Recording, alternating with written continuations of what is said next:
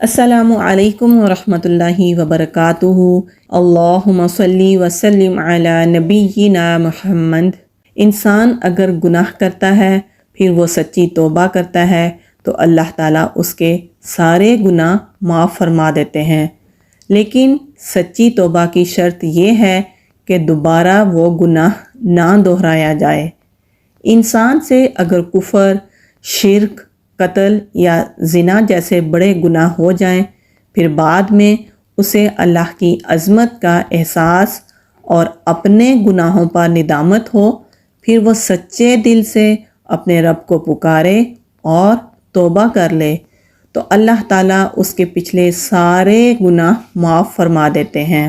انسان کے صرف صغیرہ ہی نہیں بلکہ اگر وہ سچے دل سے توبہ کرتا ہے تو اس کے کبیرہ گناہ بھی معاف ہو سکتے ہیں، لیکن اس کا مطلب یہ نہیں ہے کہ انسان اللہ کی رحمت سے امید رکھ کر خوب گناہ کرتا چلا جائے اور اللہ کے فرائض اور اس کے احکام کی پرواہ نہ کرے اور اس کی حدود کو بے دردی سے پامال کر دے اور اللہ کے غضب کو دعوت دے۔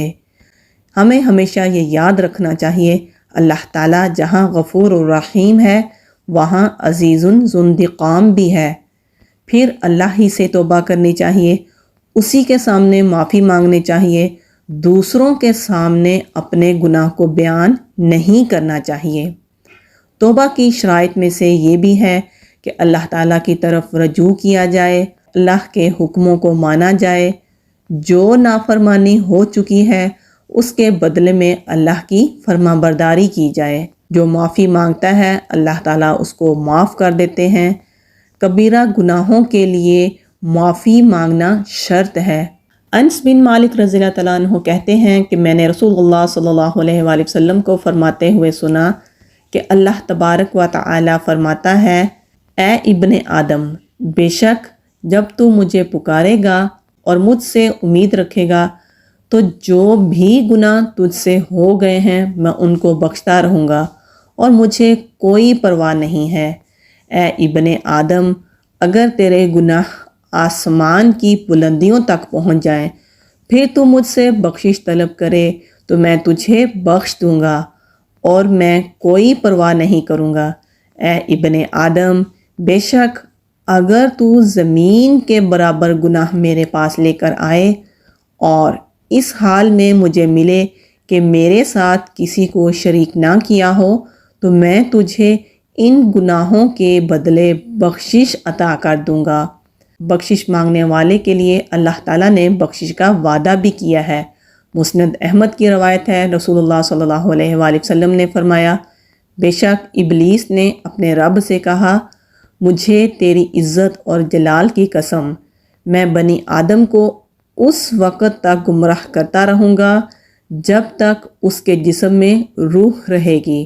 تو اللہ رب العزت نے فرمایا، مجھے اپنی عزت اور جلال کی قسم، جب تک میرا بندہ مجھ سے معافی مانگتا رہے گا تو میں بھی اسے معاف کرتا رہوں گا۔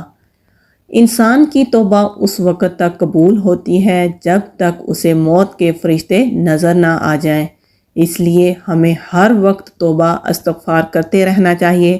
ہمیں کوئی پتہ نہیں ہے کہ ہمارا کون سا وقت مقرر ہے اور کس وقت ہمیں موت آ جائے۔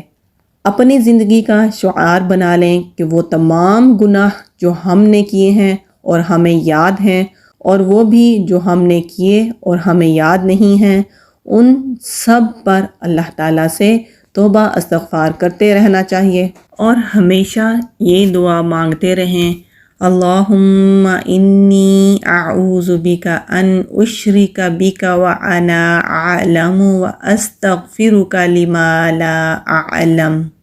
اے اللہ، میں تیری پناہ چاہتا ہوں اس سے کہ میں جانتے بوجھتے تیرے ساتھ شرک کروں اور میں بخشش مانگتا ہوں اس سے جو میں انجانے میں کروں۔